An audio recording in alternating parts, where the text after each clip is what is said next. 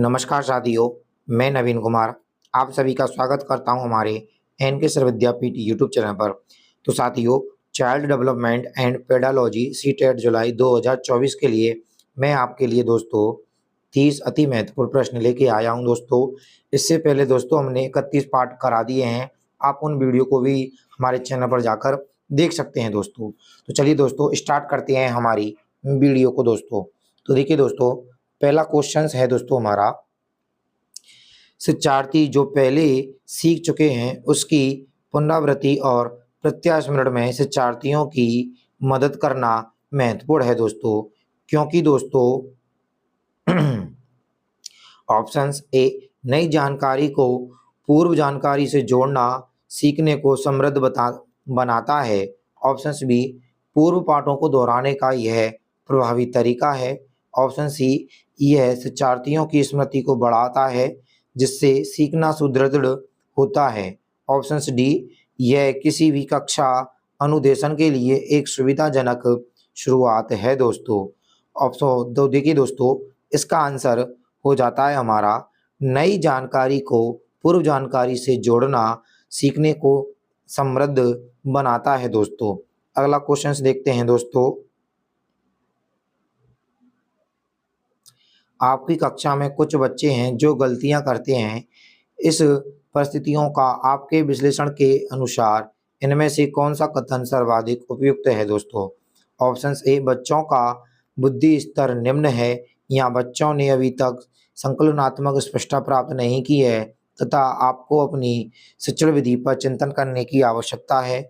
Option C, बच्चों की अध्ययन में रुचि नहीं है और वे अनुशासनहीनता उत्पन्न करना चाहते हैं।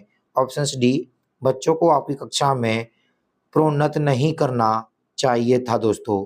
तो देखिए दोस्तों, इसका आंसर हो जाता है हमारा एक तरह से बच्चों ने अभी तक ऑप्शन बी संकलनात्मक स्पष्टता प्राप्त नहीं की है तथा आपको अपनी शिक्षण विधि पर चिंतन करने की आवश्यकता है। नेक्स्ट क्वेश्चन है दोस्तों, शिक्षक बच्चों को सृजनात्मक विचारों के लिए प्रोत्साहित कर सकता है दोस्तों। किस प्रकार से?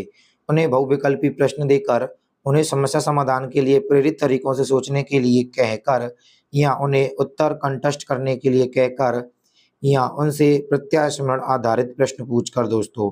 तो देखिए दोस्तों, इसका आंसर हो जाता है हमारा एक तरह से उन्हें समस्या समाधान के लिए विभिन्न तरीकों से सोचने के लिए कहकर दोस्तों।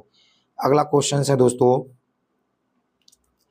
चरित्र यानी कैरेक्टर का विकास होता है दोस्तों किस प्रकार से? इच्छा शक्ति द्वारा, बर्ताव एवं व्यवहार द्वारा, नैतिकता द्वारा, उपर्युक्त सभी के द्वारा दोस्तों। तो आंसर हो जाता है दोस्तों उपर्युक्त सभी के द्वारा दोस्तों। नेक्स्ट क्वेश्चन है दोस्तों, निम्न में से कौन सा शिक्षण का अधिगम स्तर नहीं है दोस्तों? विविधीकरण स्तर, स्मृति स्तर, चिंतनशील स्तर, समझ स्तर दोस्तों। तो देखिए दोस्तों, इसका आंसर हो जाता है हमारा विभेदीकरण स्तर दोस्तों। अगला क्वेश्चन है दोस्तों हमारा,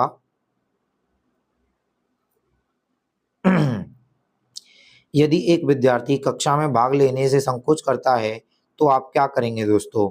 उनसे प्रश्न नहीं पूछेंगे, जिन प्रश्नों का उत्तर वह दे सकता है केवल उन्हीं प्रश्नों को पूछेंगे, उन प्रश्नों को नहीं पूछेंगे जिनके उत्तर उसके सामर्थ्य से बाहर है, जिसके कारण वह कक्षा में उपहास का पात्र बन सकता है। उससे केवल तब प्रश्न पूछेंगे जब वह उनके उत्तर देने के लिए उत्साहित हो दोस्तों। तो देखिए दोस्तों, इसका आंसर हो जाता है उससे केवल तब प्रश्न पूछेंगे जब वह उनके लिए उत्तर देने के लिए उत्साहित हो दोस्तों। नेक्स्ट क्वेश्चन है दोस्तों हमारा, शिक्षक का बर्ताव होना चाहिए दोस्तों किस प्रकार का? प्रश्नात्मक या फिर दोस्तों शिक्षाप्रद, आदर्शवादी, निर्देशात्मक दोस्तों। तो आंसर हो जाता है दोस्तों हमारा आदर्शवादी। नेक्स्ट क्वेश्चन,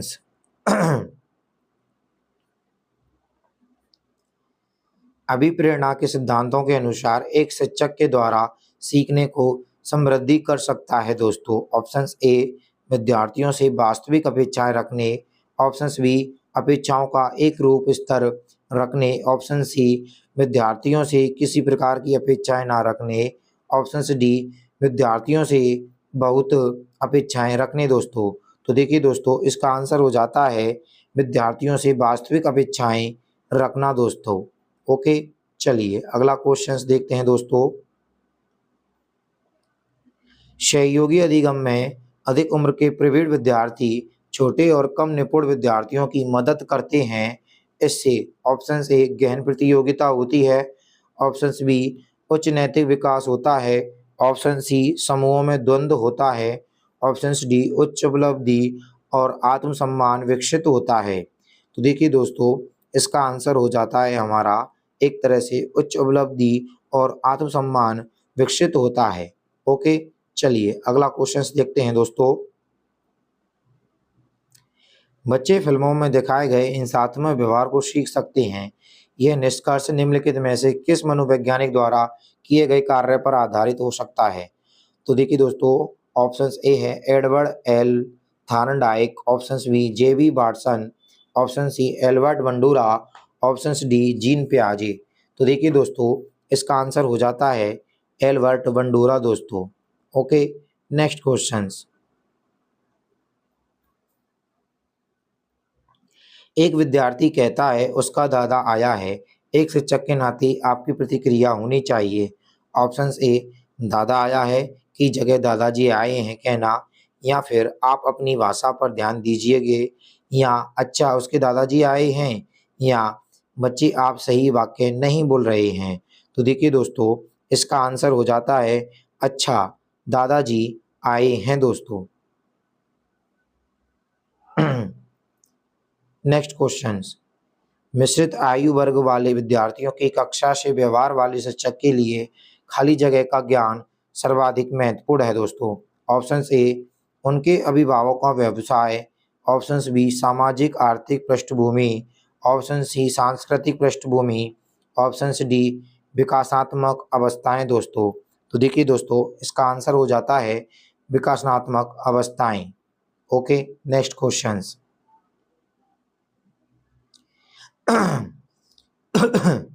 एकल अभिभावक वाले बच्चों को पढ़ाते समय शिक्षक को ध्यान देना चाहिए दोस्तों किस चीज़ पर।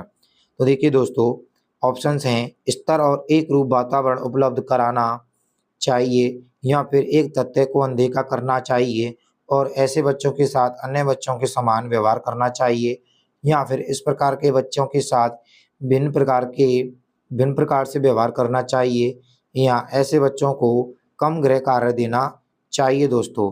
अगला क्वेश्चन, तो देखिए दोस्तों, इसका आंसर हो जाता है हमारा एक तरह से इस तथ्य को अनदेखा करना चाहिए और ऐसे बच्चों के साथ अन्य बच्चों के समान व्यवहार करना चाहिए दोस्तों। Option number B. Next question देखते हैं दोस्तों।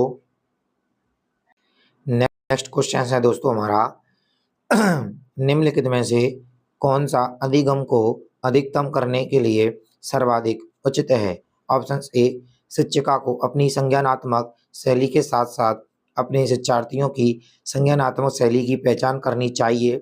ऑप्शन बी शिक्षार्थियों में व्यक्तित्व विभिन्नता को सहज बनाने के लिए समान शिक्षार्थियों के जोड़ बनाए जा सकते हैं। ऑप्शन सी अधिगम परिणाम लाने के लिए शिक्षक केवल एक अधिगम शैली पर ध्यान केंद्रित करता है। ऑप्शन डी समान सांस्कृतिक पृष्ठभूमि वाले शिक्षार्थियों को एक समान में रखना चाहिए दोस्तों। तो देखिए दोस्तों, इसका आंसर हो जाता है शिक्षिका को अपनी संज्ञानात्मक शैली के साथ साथ अपने शिक्षार्थियों की संज्ञानात्मक शैली की पहचान करनी चाहिए। Option number first.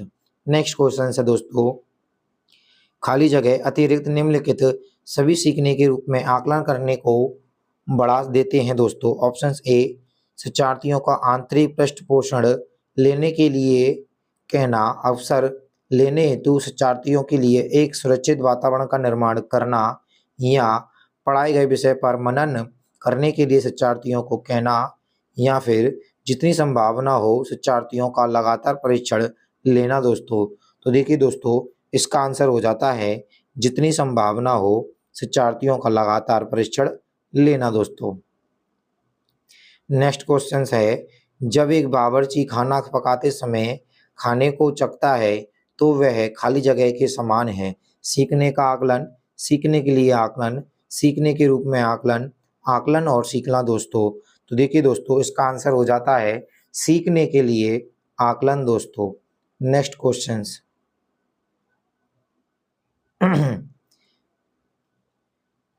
सांस्कृतिक तथा भाषिक रूप से वैविध्यपूर्ण कक्षा में यह निश्चित करने से पहले कि शिक्षार्थी विशिष्ट शिक्षा वर्ग में आता है या नहीं, एक शिक्षक को करना चाहिए दोस्तों। ऑप्शन ए, माता पिता को इसमें सम्मिलित नहीं करना चाहिए क्योंकि उनके पास अपना कार्य होता है। ऑप्शन बी, अक्षमता स्थापित करने से पहले शिक्षार्थी की मातृभाषा का मूल्यांकन करना चाहिए। ऑप्शन सी, पारंगत मनोवैज्ञानिकों का उपयोग। ऑप्शन डी, वातावरणीय कारकों को अप्रभावी बनाने के लिए बच्चों को अलग कर देना चाहिए दोस्तों। तो देखिए दोस्तों, इसका आंसर हो जाता है अक्षमता स्थापित करने से पहले शिक्षार्थी की मातृभाषा का मूल्यांकन करना चाहिए दोस्तों। Option number B. Next question है दोस्तों, निम्नलिखित में से खाली जगह के अतिरिक्त सभी के कारण अधिगम अक्षमता उत्पन्न हो सकती है दोस्तों। ऑप्शन ए, शिक्षक की शिक्षण शैली द्वारा। ऑप्शन बी, जन्म से पहले मां द्वारा मदिरा सेवन। ऑप्शन सी, मंदबुद्धिता। ऑप्शन डी, शैशव काल के समय दिमागी बुखार दोस्तों। तो देखिए दोस्तों, इसका आंसर हो जाता है शिक्षक की शिक्षण शैली दोस्तों। ओके, नेक्स्ट क्वेश्चंस देखते हैं दोस्तों। सीबीएसई शिक्षार्थियों के लिए व्यक्तिगत गतिविधियों के स्थान पर सामूहिक गतिविधियों की संतुष्टि करती है। ऐसा करने के पीछे विचार हो सकता है दोस्तों। ऑप्शन ए, व्यक्तिगत प्रतिस्पर्धा के प्रति नकारात्मक संवेगात्मक प्रतिक्रियाओं से उबारना जो संपूर्ण अधिगम पर सामान्यीकृत हो सकती है। ऑप्शन बी, प्रत्येक शिक्षार्थी के स्थान पर समूह में अवलोकन द्वारा शिक्षक के कार्य को सरल बनाने के लिए। ऑप्शन सी, विद्यार्थियों के पास उपलब्ध समय को प्रशंसनिक बनाना जबकि उनमें से अधिकांश के पास व्यक्तिगत गतिविधियों के लिए पर्याप्त समय नहीं होता है। ऑप्शन डी, गतिविधि की ढांचागत लागत को कम करना दोस्तों। तो देखिए दोस्तों, इसका आंसर हो जाता है हमारा व्यक्तिगत प्रतिस्पर्धा के प्रति नकारात्मक संवेगात्मक प्रतिक्रियाओं से उबारना जो संपूर्ण अधिगम पर सामान्यीकृत हो सकती है। खाली जगह के अतिरिक्त निम्नलिखित सभी तथ्य संकेत करते हैं कि बच्चा संवेगात्मक और सामाजिक रूप से समायोजित है दोस्तों। तो देखिए दोस्तों, इसका आंसर, इसके ऑप्शन हैं दोस्तों, हम उम्र साथियों के साथ मधुर संबंधों का विकास, चुनौतीपूर्ण कार्यों पर ध्यान केंद्रित करना, क्रोध तथा हर्ष दोनों को प्रभावी रूप से प्रतिबंधित करना। ऑप्शन डी, हम उम्र साथियों के साथ प्रतियोगिता पर दृढ़तापूर्वक केंद्रित करना दोस्तों। तो देखिए दोस्तों, इसका आंसर हो जाता है हमारा हम उम्र साथियों के साथ प्रतियोगिताओं पर दृढ़तापूर्ण केंद्रित करना दोस्तों। ओके, चलिए अगला क्वेश्चन देखते हैं दोस्तों। निम्न में से कौन सा कथन बच्चे के विकास में परिवेश की भूमिका का समर्थन करता है। ऑप्शन ए, कुछ शिक्षार्थियों सूचनाओं का जल्दी प्रक्रमण करते हैं जबकि उसी कक्षा के अन्य शिक्षार्थी ऐसा नहीं कर पाते हैं। ऑप्शन बी, पिछली कुछ दशाब्दियों में बुद्धि लब्धांश परीक्षा में शिक्षार्थी के औसत प्रदर्शन में लगातार वृद्धि हुई है। ऑप्शन सी, एक समान जुड़वा बच्चे जिनका लालन पालन भिन्न घरों में हुआ है उनकी बुद्धि लब्धि 0.75 के समान उच्च है।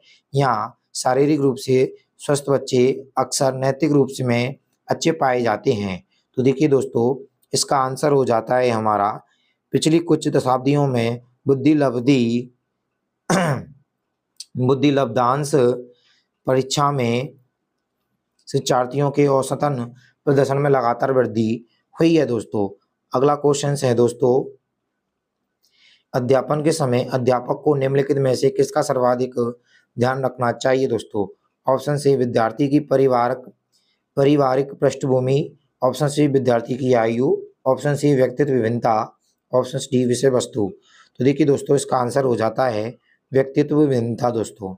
नेक्स्ट क्वेश्चन है, निम्नलिखित में से स्मरण करने की कौन सी विधि है। मिश्रित विधि, विचार साचार्य विधि, ऑप्शन सी ए और बी दोनों, ऑप्शन डी उपयुक्त में से कोई नहीं दोस्तों।